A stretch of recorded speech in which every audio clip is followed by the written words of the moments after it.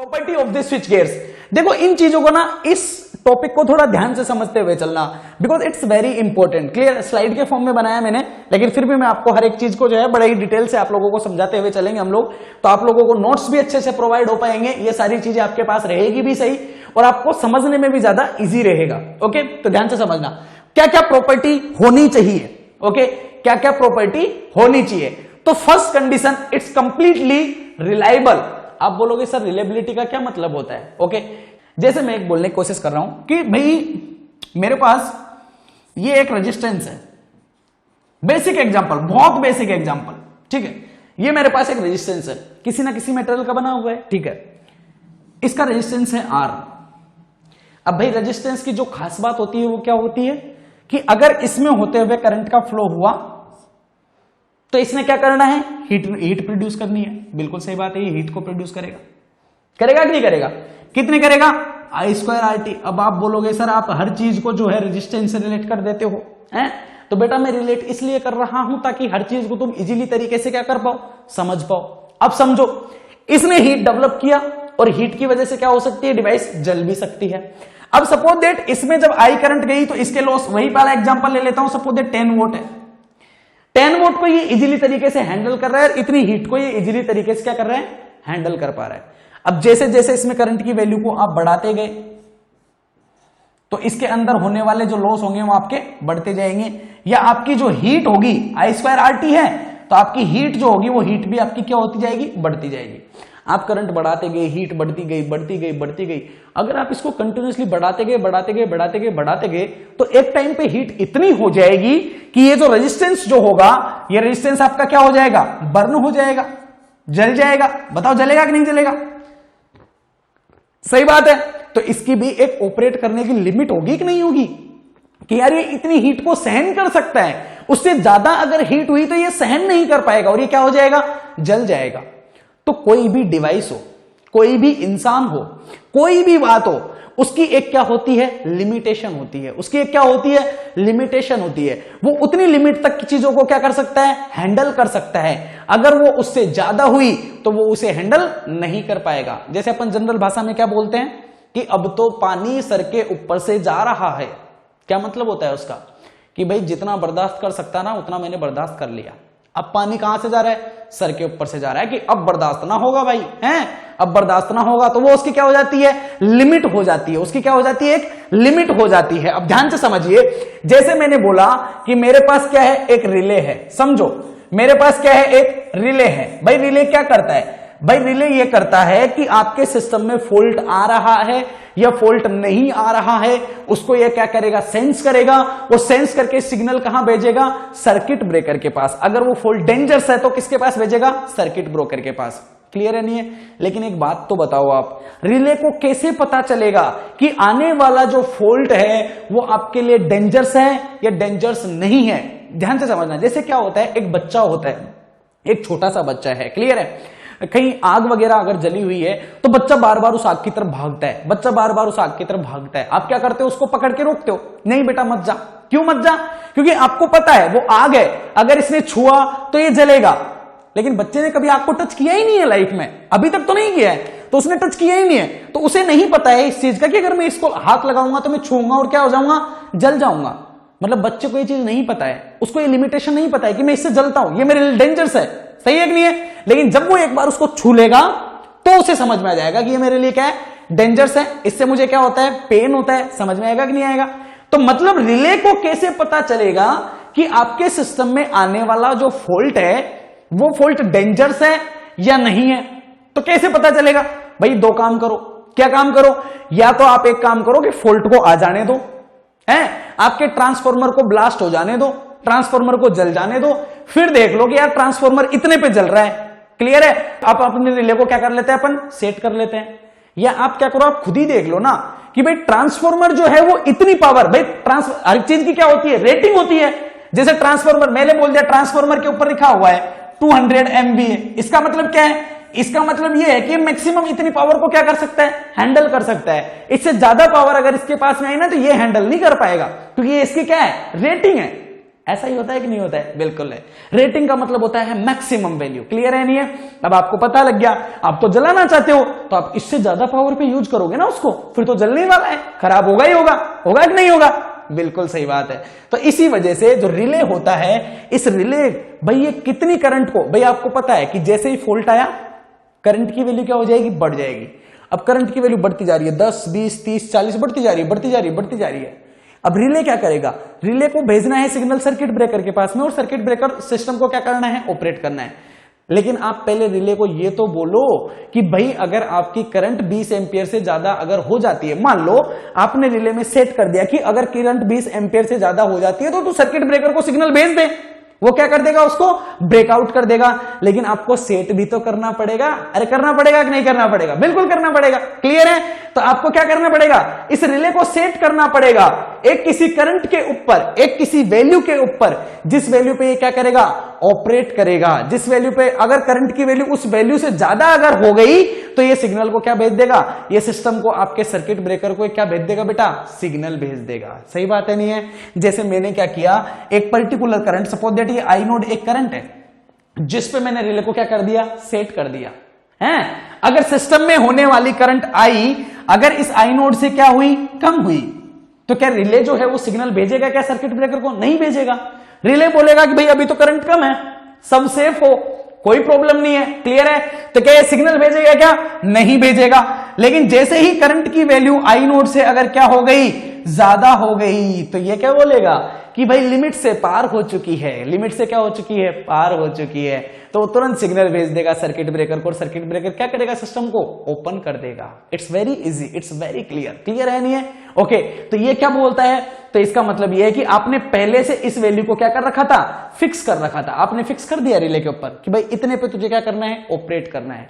तो इसको बोलते हैं प्री डिटरमाइंड वैल्यू। क्या बोलते हैं इसको? Pre determined value. जो आपने पहले से सेट कर रखी थी उसी वैल्यू पे आपका रिले क्या करेगा? ऑपरेट करे। तो उसे क्या बोलते हैं? रिलायबिलिटी बोलते हैं। तो रिलायबिलिटी का क्या मतलब होता है? When A system is operate at your pre determined value. अगर वो प्री डिटरमाइंड वैल्यू पे वो ऑपरेट करे तो इसका मतलब आपका सिस्टम क्या है? रिलायबल है। सिस्टम क्या है? रिलायबल है। क्लियर है नहीं है? ओके, आगे चलें। ओके, समझो। तो इट्स कंप्लीटली क्या होना चाहिए? रिलायबल होना चाहिए। अब देखो अगले पॉइंट को समझो। It's certain discrimination. ओके, समझना क्या बोलने की कोशिश कर रहा है? सर्टेन डिस्क्रिमिनेशन मतलब हेल्थी एंड फोर्टिपल and normal disturbance and fault. देखो ध्यान से समझना क्या होता है। जैसे ये आपका एक जनरेटिंग स्टेशन है ना? अब भाई आप लोगों ने भी देखा होगा, जैसे आपका लखनऊ है, लखनऊ में आपका जनरेटिंग स्टेशन है। तो ऐसा नहीं है कि एक जनरेटिंग स्टेशन से सिर्फ एक ही शहर कनेक्टेड होता है, नहीं, बहुत सारे शहर कनेक्टेड होते हैं। लखनऊ से कोई दूसरा शहर भी कनेक्टेड होगा, कोई तीसरा भी होगा, कोई चौथा भी होगा। क्लियर है? तो सपोज दैट ये जनरेटिंग स्टेशन है, ये 4 शहरों को क्या कर रहा है? बिजली का प्रोवाइड कर रहा है। ये पहला शहर हो गया आपका, ये दूसरा हो गया, ये तीसरा हो गया और ये चौथा हो गया। ये 4 शहरों को क्या कर रहा है? बिजली दे रहा है। समझिए। अब इसमें से क्या हुआ कि सपोज दैट ये शहर की जो ट्रांसमिशन लाइन थी ना, ये ट्रांसमिशन लाइन क्या हुई? टूट के जमीन पे गिर गई। मतलब इस ट्रांसमिशन लाइन में क्या आ चुका है? फॉल्ट आ चुका है। यहां पे क्या आ चुका है? फॉल्ट आ चुका है। लेकिन ये ट्रांसमिशन लाइन, ये ट्रांसमिशन लाइन और ये ट्रांसमिशन लाइन, ये अभी भी सही है, बिल्कुल सही है। क्लियर? इन पे कोई ट्रांसमिशन लाइन पे फॉल्ट नहीं आया है। मतलब एक शहर की ट्रांसमिशन लाइन पे फॉल्ट आ गया है, बाकी 3 जो है ना, ये तीनों के तीनों कैसे हैं? ये सही है। तो क्या होता है? एक इंसान सही होने का क्या मतलब होता है? कि वो हेल्थी है। और बीमार होने का क्या मतलब होता है? कि वो सिक हो गया, खराब हो गया। सही बात है नहीं है? मतलब ये जो तीनों हैं ये कैसे हैं? हेल्थी है। ये कैसे हैं? हेल्थी है। लेकिन इसके ऊपर क्या आ चुका है? फॉल्ट आ चुका है। सही बात है नहीं है? तो सर्किट ब्रेकर क्या करता है? सर्किट ब्रेकर इस ट्रांसमिशन लाइन को क्या कर देगा? दूर कर देगा। सिस्टम को क्या कर देगा? ओपन कर देगा। तो कौन से पार्ट को ओपन करेगा? इसको ओपन करेगा या इनको ओपन करेगा? अरे भाई उसको हटाएगा ना जो जिस पे फॉल्ट आया है। आपका प्रोटेक्शन किस पे अप्लाई होगा? उस पे अप्लाई होगा ना जिसमें फॉल्ट आया है। प्रोटेक्शन ऑपरेट कहां करेगा? वहां करेगा जहां पे क्या है? फॉल्ट आया है। क्लियर है नहीं है? अरे डॉक्टर के पास किसको लेके जाओगे? उसको लेके जाओगे ना जो बीमार है, या उसको लेके जाओगे जो बिल्कुल स्वस्थ है, तंदुरुस्त है, हैं? जो बिल्कुल सही है उसको लेके जाओगे हैं, जो बाबा रामदेव की तरह योगा करता है सुबह शाम, बिल्कुल स्वस्थ है हैं, श्वास लेता है, प्राणायाम करता है, आप लोगों को भी करना चाहिए, बहुत अच्छी चीज है प्राणायाम तो। ओके, तो बिल्कुल, तो क्या उनको डॉक्टर के पास लेके जाओगे? नहीं भाई, जो बीमार है उसको डॉक्टर के पास लेके जाएंगे। तो जो फॉल्टी पार्ट है उस पे आपका प्रोटेक्शन जो होगा वो तुरंत ऑपरेट करेगा, सर्किट ब्रेकर ऑपरेट करेगा।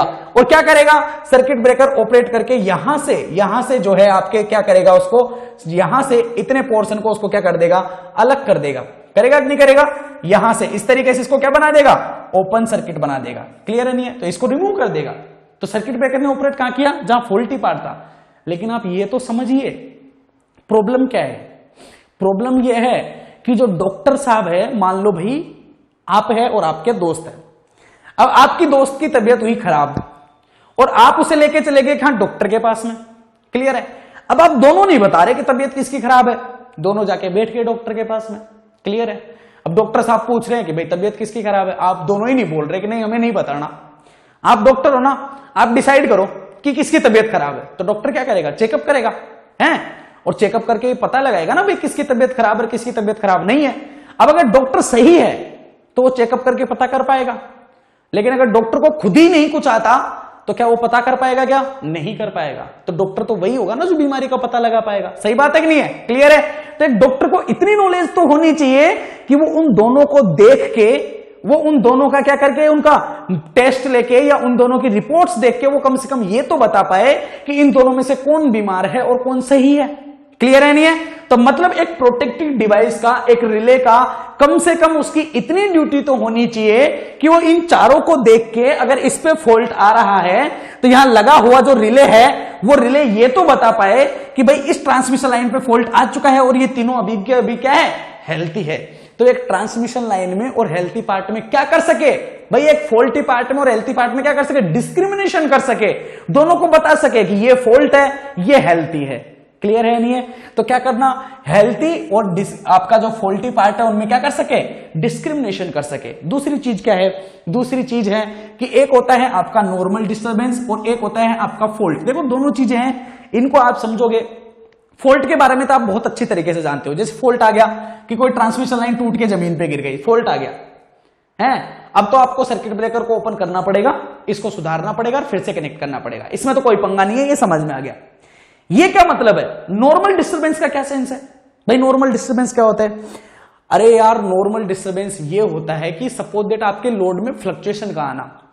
अब सर लोड में फ्लक्चुएशन क्या होता है? जैसे आप समझना ध्यान से, कभी कभी क्या होता है, जैसे आपका जो सिस्टम होता है, तो सिस्टम में कभी क्या हुआ कि जैसे हल्के से टाइम पे कि जैसे आपका बिजली है, सपोज दैट दिवाली आई है।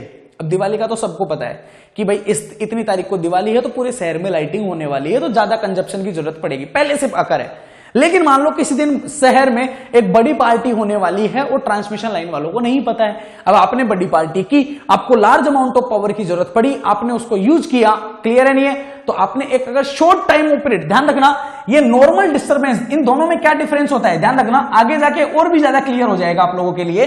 फॉल्ट जो होता है वो ऐसे होता है कि ट्रांसमिशन लाइन टूट के जमीन पे गिर गई, मतलब जब तक नहीं सुधारोगे सर्किट ब्रेकर को ओपन करके वापस ट्रांसमिशन लाइन को ठीक नहीं करोगे, जब तक continuously large amount of current का फ्लो होगा। लेकिन नॉर्मल डिस्टर्बेंस का क्या मतलब होता है? नॉर्मल डिस्टर्बेंस का मतलब यह होता है कि थोड़े से टाइम पीरियड की वजह से, थोड़े से टाइम पीरियड के लिए किसी पर्टिकुलर फ्लक्चुएशन, कुछ भी फ्लक्चुएशन हो सकता है, उस फ्लक्चुएशन की वजह से करंट बढ़ गई, लेकिन थोड़े से टाइम में ही वापस कम हो गई, फिर से नॉर्मल हो गई। सही बात है नहीं है? तो वो एक हल्का सा फ्लक्चुएशन है, तो उस हल्के से फ्लक्चुएशन की वजह से डिवाइसेस खराब नहीं होगी। डिवाइसेस खराब, देखो दो चीजें हैं, ध्यान से समझो कि जैसे आग जल रही है, ठीक है, ये आग जल रही है, आपका ये हाथ है, यहां तक आग की लपटें आ रही है, आपने क्या किया, आपने आपके हाथ को ऐसे करके उस आग में होके निकाल दिया, यूं एकदम स्पीड से। क्या आपका हाथ जलेगा? हाँ, आपको गर्म जरूर एहसास होगा, लेकिन आपका हाथ जलेगा नहीं, पूरा नहीं जलेगा, यानी बर्नी हो गया, नहीं जलेगा। लेकिन अगर आपने उस हाथ आग के ऊपर ऐसे हाथ को रख ही दिया और आप हाथ को हटा ही नहीं रहे हो, तो क्या आपका हाथ जल जाएगा कि नहीं जल जाएगा? बिल्कुल जल जाएगा। क्लियर है?